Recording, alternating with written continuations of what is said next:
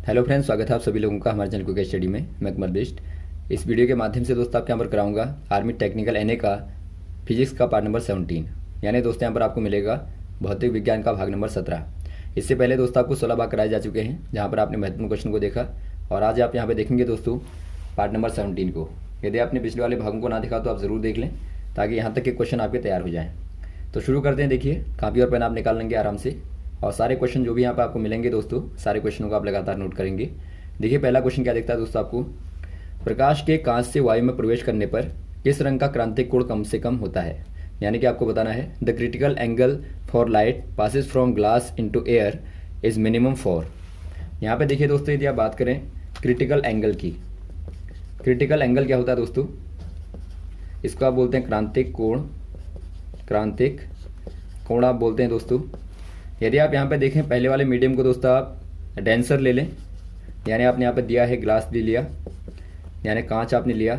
और सेकंड वाला मीडियम आपका नंबर 2 वाला है दोस्तों। मीडियम नंबर 2 जो आपका है एयर है, यानी कि वायु है। तो यहाँ से प्रकाश आता है, और यहाँ से आने पर दोस्तों माना यहाँ पे रिफ्लेक्शन इसका हो जाए 90 डिग्री पे, यानी जो आपका रिफ्लेक्शन एंगल होता है दोस्तों, वो यदि आपका 90 डिग्री हो जाए तो जो आपका इंसिडेंट एंगल होता है इसको आप बोलते हैं क्रांतिक कोण, या फिर आप कहें दोस्तों क्रिटिकल एंगल बोलते हैं।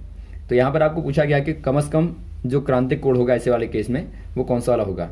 यहाँ पर देखिए दोस्तों, जो आपका क्रिटिकल एंगल होता है इसको आप सी से रिप्रेजेंट करते हैं। तो क्रिटिकल एंगल बराबर होता है, यदि आप देखें साइन, इसका साइन देखें दोस्तों, साइन ऑफ क्रिटिकल एंगल होता है 1 रिफ्रैक्टिव इंडेक्स, या फिर आप कहें दोस्तों अपवर्तनांक, यानी कि 1 बट्टा अपवर्तनांक होता है। और आप जानते हैं जो रिफ्रैक्टिव इंडेक्स होता है, रिफ्रैक्टिव इंडेक्स जो होता है दोस्तों, ये क्या होता है, म्यू बराबर होता है आपका C/V, यानी कि C यहाँ पर प्रकाश की चाल है और V दोस्तों मीडियम में लाइट की चाल है। तो यहाँ पर देखिए, यदि आप यहाँ पर रख दें C/V, यहाँ पर रखें दोस्तों, तो यहाँ पर आपका C जो आपका V नीचे है ये आपका दोस्तों ऊपर आ जाएगा, यानी कि यहाँ पर आ जाएगा आपका V/C। तो यहाँ पर आप देखते हैं sine C directly proportional V, यानी कि जो आपका क्रांतिक कोण होता है दोस्तों अनुक्रमानुपाती होता है, यानी प्रोपोर्शनल होता है वेलोसिटी ऑफ लाइट के, या फिर आप कहें वेलोसिटी ऑफ वेव के दोस्तों प्रोपोर्शनल होता है, यानी वेग के अनुक्रमानुपाती होता है। यानी आप वेलोसिटी को बढ़ा देंगे तो क्रांतिक कोण का मान बढ़ जाएगा। तो इसके आधार पर आप यदि देखें तो वॉयलेट का दोस्तों कम से कम होगा, यानी कि जो आपका बैगनी कलर है वॉयलेट है दोस्तों, उसका मिनिमम क्या होगा, यहाँ पर क्रिटिकल एंगल होगा, यानी कि क्रांतिक कोण होगा। तो ऑप्शन नंबर आप टिक कर देंगे दोस्तों डी वाले पे, वॉयलेट पे। नेक्स्ट क्वेश्चन देखिए दोस्तों, जब कोई बिंदु प्रकाश स्रोत के 2 समांतर दर्पणों के मध्य रखा जाता है तो कितने प्रतिबिंब प्राप्त होंगे।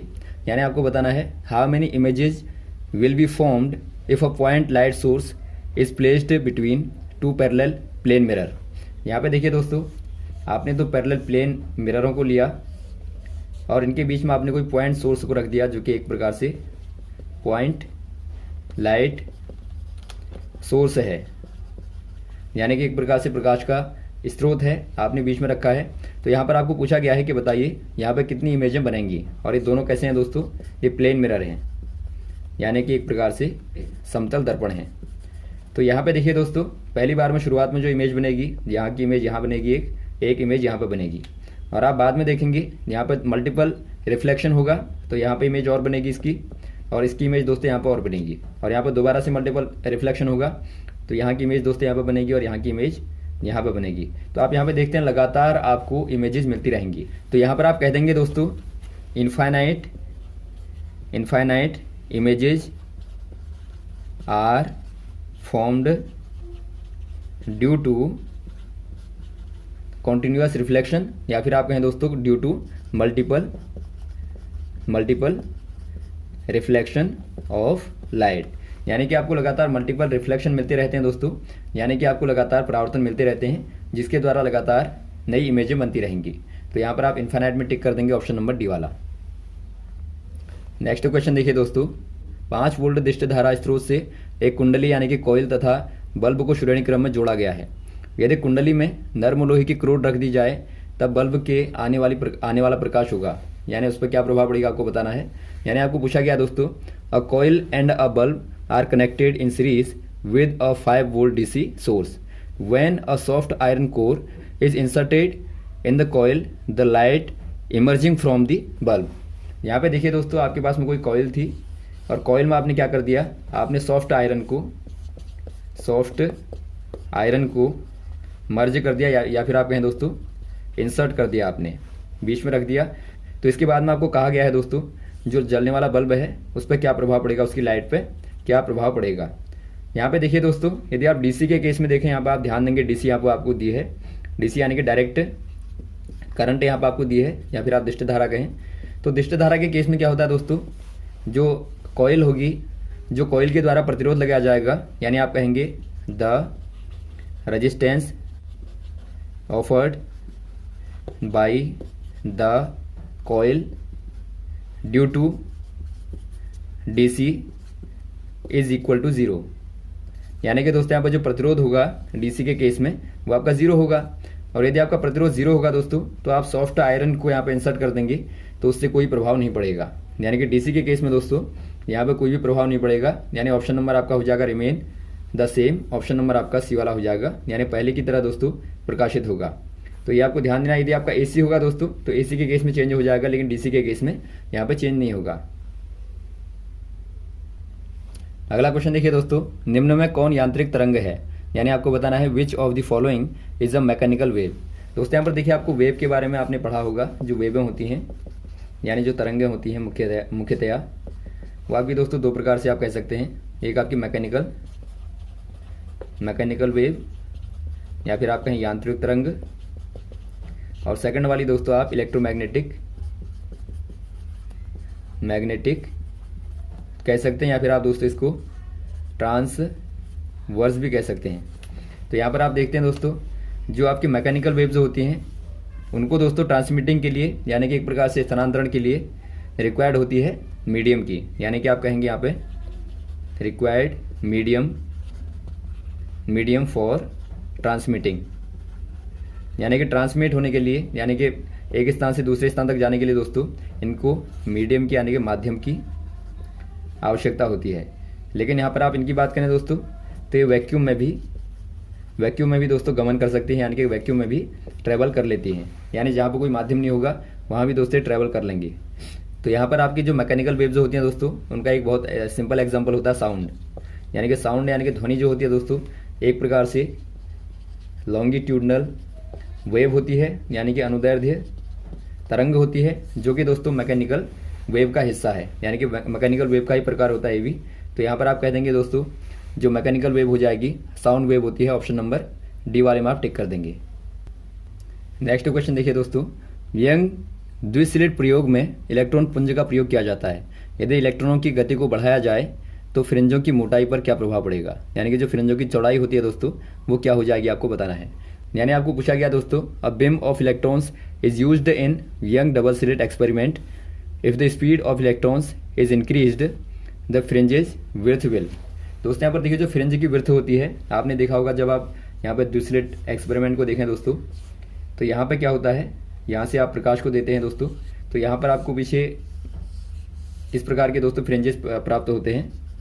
फ्रिंजेज यानी कि आपको एक प्रकार से को वलय प्राप्त होते हैं पीछे पर्दे पर, यानी आपने यहाँ से कोई लाइट सोर्स दी और यहाँ से दोस्तों यहाँ पे दोस्तों आप डबल स्लिट को यहाँ पर रखते हैं और इसके बाद में आपको पीछे यहाँ पर डिफ्रैक्शन के द्वारा प्राप्त होते हैं पीछे के फ्रिंजेज। तो यहाँ पर आपको बताना है दोस्तों, यदि आप इलेक्ट्रॉनों की स्पीड को बढ़ा दें तो यहाँ पर दोस्तों आपने जो इलेक्ट्रॉन बीम का यूज़ किया है, यानी कि आपने एक प्रकार से जो इलेक्ट्रॉनों के पुंज का यूज़ किया है, यदि आप इनकी वेलोसिटी को बढ़ा दें तो इससे दोस्तों जो फ्रिंजेस की चौड़ाई है इन पर क्या इफेक्ट पड़ेगा आपको बताना है। जो फ्रिंजेस की चौड़ाई का फॉर्मूला होता है दोस्तों, यानी आप बात करें यदि फ्रिंज विड्थ की बात करें तो ये क्या होती है दोस्तों, लैम्डा डी अपॉन डी होती है। जहाँ पर लैम्डा क्या है दोस्तों, लैम्डा इक्वल टू क्या है, यहाँ पर आप देखेंगे लैम्डा इक्वल टू होता है वेव लेंथ, यानी कि तरंग दैर्ध्य होता है। और तरंग दैर्ध्य बराबर आप जानते हैं दोस्तों लैम्डा बराबर क्या होता है, एच अपॉन पी होता है, यानी प्लांक कांस्टेंट अपॉन मोमेंटम होता है, यानी कि एच अपॉन पी को आप लिख सकते हैं दोस्तों एम वी, क्योंकि मोमेंटम बराबर आपका एम वी होता है। तो यहाँ से आप देखते हैं जो लैम्डा है दोस्तों वेलोसिटी के क्या है, इनवर्स होता है, यानी आप वेलोसिटी को बढ़ाएंगे दोस्तों तो लैम्डा क्या हो जाएगा, लैम्डा का मान कम हो जाएगा। और यदि लैम्डा का मान कम होगा तो यहाँ पर आप देखते हैं दोस्तों जो फ्रिंज की विड्थ है वो भी क्या हो जाएगी, डिक्रीज हो जाएगी, क्योंकि आप देखते हैं यहाँ पर जो लैम्डा है फ्रिंज विड्थ के प्रोपोर्शनल होता है, यानी आप लैम्डा को बढ़ाएंगे तो आपका फ्रिंज विड्थ भी लगातार दोस्तों बढ़ती रहेगी, और यदि आप लैम्डा को घटाएंगे तो फ्रिंज विड्थ भी लगातार कम होती रहेगी। तो यहाँ पर आप कह देंगे जब वेलोसिटी बढ़ा देंगे दोस्तों तो फ्रिंजेस की जो चौड़ाई है वो पहले के मुकाबले कम हो जाएगी। तो यहाँ पर आप डिक्रीज में टिक कर देंगे ऑप्शन नंबर बी वाले में। नेक्स्ट क्वेश्चन देखिए दोस्तों, समीकरण E इक्वल टू PC मान्य है, यानी आपको बताना है equation E equal to PC is valid for. यहाँ पे देखिए दोस्तों इक्वेशन को आप देखेंगे E इक्वल टू PC जो आपकी है, यहाँ पे P है दोस्तों मोमेंटम यानी कि संवेग, और यहाँ पे C क्या है, लाइट की वेलोसिटी है, लाइट वेलोसिटी यानी कि प्रकाश का वेग है। तो यहाँ से आप देखते हैं दोस्तों, आपने एक आइंस्टाइन की इक्वेशन को पढ़ा होगा। आइंस्टाइन की जो इक्वेशन है, मास एनर्जी इक्वेशन आप कहते हैं इसको, मास एनर्जी इक्वेशन, ये कहती है E इक्वल टू mc²। तो यहाँ पर आप देखें दोस्तों, in case of rest mass 0, यानी कि यदि आपका दोस्तों रेस्ट मास आपके पास में 0 है, इक्वल टू 0 है, तो वहाँ के केस में आप यहाँ पे E को लिख सकते हैं E equal to mc into, यहाँ पे C कर देंगे, यानी कि आपने C² को डबल C यहाँ पर कर दिया, और mc बराबर आप जानते हैं दोस्तों मोमेंटम होता है, यानी कि यहाँ पे मास इंटू वेलोसिटी बराबर मोमेंटम होता है P, और इंटू यहाँ पे C, यानी कि E बराबर PC आपका दोस्तों यहाँ से प्राप्त होता है। लेकिन यहाँ पर कंडीशन क्या होगी दोस्तों, जो रेस्ट मास होगा वो आपका 0 होना चाहिए, यानी कि आपका जो स्थिर मास है दोस्तों, द्रव्यमान है, उसका मान 0 होना चाहिए। तो ये कहाँ होता है दोस्तों, यदि आप बात करें इलेक्ट्रॉन के केस में तो आप जानते हैं इलेक्ट्रॉन का तो मास होता है, लेकिन आप बात करें दोस्तों फोटोन के केस में, तो फोटोन के केस में जो फोटोन होता है जिसके फॉर्म में लाइटें चलती हैं आपको मालूम होगा, तो ये दोस्तों क्या होता है, इसका रेस्ट मास क्या होता है, 0 होता है। यानी 0 होने पर दोस्तों इस पर एप्लीकेबल होगा, तो यहाँ पर आप कह देंगे ओनली फोटोन, यानी कि फोटोन पर ही दोस्तों केवल लागू होगा। तो ऑप्शन नंबर आप यहाँ पे C पे टिक कर देंगे। नेक्स्ट क्वेश्चन देखिए दोस्तों, प्रकाश व ध्वनि दोनों तरंगे हैं, परंतु प्रकाश में विवर्तन प्राप्त करना बहुत कठिन होता है, क्यों? यानी आपको बताना है both light and sound have wave character yet diffraction is much harder to observe in light because. यानी कि आप बात करें दोस्तों साउंड को देखें, एक प्रकार से वेव होती है, और यदि आप बात करें लाइट की, तो लाइट भी क्या होती है दोस्तों, वेव नेचर की भी होती है। तो यहाँ पर आपको बताना है कि यहाँ यदि आपको डिफ्रैक्शन को पाना है, डिफ्रैक्शन यानी विवर्तन को दोस्तों आपको प्राप्त करना है, विवर्तन को, तो ये आपका क्या होता है दोस्तों, मच हार्डर होता है एज कम्पेयर टू साउंड। तो इसका रीज़न क्या होता है आपको बताना है। इसका रीज़न यहाँ पे दोस्तों आपको देखिए 2 3 4 एक दिए हैं, light can travel in vacuum, आपको सेकंड वाला दिया लाइट वेव्स आर ट्रांसवर्स, और थर्ड वाला आपको दिया speed of light is very high, और डी वाला आपको दिया wave length of light is rather small. यहाँ पे देखिए दोस्तों आपको जो फोर्थ वाला दिया है wave length of light is rather small जो दिया है, ये आपका रीज़न होता है।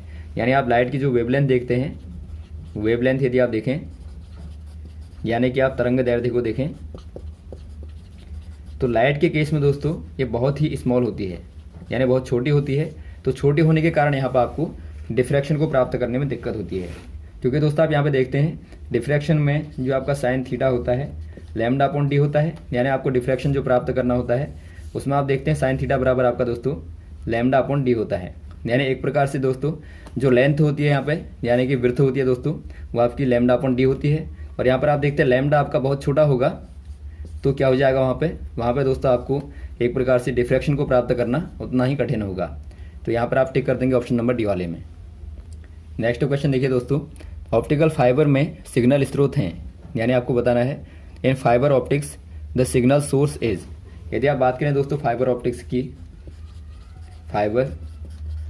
की बात करें, तो यहाँ पर जो सिग्नल का सोर्स होता है, सिग्नल सोर्स जो होता है दोस्तों वो क्या होता है आपको बताना है। यहाँ पे देखिए दोस्तों पहले आपको समझना है जो फाइबर ऑप्टिक्स होती है क्या होती है। Optical fibre is a science of transmitting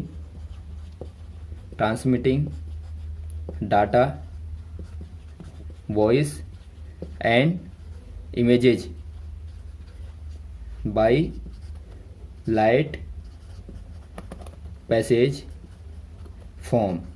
यानी एक प्रकार से दोस्तों जो फाइबर ऑप्टिक्स होती है वो साइंस की इस प्रकार की शाखा होती है जहाँ पे क्या ट्रांसमिट किया जाता है, डाटा को या फिर वॉइस को दोस्तों, या फिर जो इमेजेस होते हैं उनको ट्रांसमिट किया जाता है किसके द्वारा दोस्तों, लाइट के पैसेज के फॉर्म में, यानी एक प्रकार से आप प्रकाश के माध्यम से दोस्तों इनको आप भेजते हैं। तो यहाँ पर आपका दिया गया है, देखिए लाइट वेव दिया है आपको, तो ऑप्शन नंबर आपका पहला वाला हो जाएगा। लाइट वेव के फॉर्म में दोस्तों यहाँ पर आप सोर्स को यूज़ करते हैं। नेक्स्ट क्वेश्चन देखिए दोस्तों, जब लाल, नीले तथा हरे रंग का प्रकाश एक ही स्पॉट पर पड़ता है तब प्रकाश का रंग होगा, यानी आपको बताना है when beams of red, blue and green light falls on the same spot, the color of the light becomes। दोस्त यहाँ पर देखिए क्या दिया है आपको, रेड, ग्रीन और ब्लू। यदि आप तीनों रंगों को दोस्तों एक स्पॉट पर डालेंगे तो वहाँ पे क्या आपको कौन सा वाला रंग मिलेगा आपको बताना है। यदि आप दोस्तों प्राइमरी कलर्स को एक स्पॉट पर देखेंगे दोस्तों तो वहाँ पर आपको क्या दिखेगा, वहाँ पर आपको दिखेगी वाइट लाइट, यानी एक प्रकार से आप कहेंगे दोस्तों श्वेत प्रकाश वहाँ पर आपको दोस्तों दिखेगा। तो ऑप्शन नंबर आपका हो जाएगा white light, option number D वाले में आप टिक कर देंगे। नेक्स्ट वाला आपको दिया दोस्तों, डॉपलर प्रभाव संबंधित है, यानी आपको बताना है Doppler effect is associated with. यहाँ पे देखिए दोस्तों जो डॉपलर इफेक्ट होता है, डॉपलर इफेक्ट में क्या होता है दोस्तों, आपने देखा होगा जब आप साउंड के सोर्स के पास में जाते हैं, माना कोई ध्वनि का स्रोत है, यहाँ पर कोई साउंड सोर्स है दोस्तों, यानी कि ध्वनि का स्रोत है, तो आप जितने इसके पास में जाएंगे दोस्तों उतनी ही आप देखते हैं ध्वनि क्या हो जाती है, तीव्र हो जाती है, यानी बहुत ज़्यादा इंटेंस हो जाती है। और आप दूर जाएंगे दोस्तों उतनी ही क्या हो जाती है, एक प्रकार से हल्की हो जाती है, लाइट हो जाती है। तो इसका रीज़न क्या होता है दोस्तों, इसका रीज़न होता है डॉपलर इफेक्ट। तो इसी को आप डॉपलर इफेक्ट कहते हैं एक प्रकार से। तो ऑप्शन नंबर कौन सा हो जाएगा, यानी ऑप्शन नंबर कौन सा हो जाएगा दोस्तों, डी वाला हो जाएगा, जो डॉपलर इफेक्ट वाला है साउंड के केस में दोस्तों होता है। तो यहाँ तक दोस्तों आप क्वेश्चन को तैयार करेंगे, उम्मीद है आपको अच्छे लगे होंगे क्वेश्चन, और भी दोस्तों लगातार आपको क्वेश्चन बताते रहेंगे, हमारे साथ भी बने रहेगा। ओके, थैंक्स, जय हिंद, जय भारत।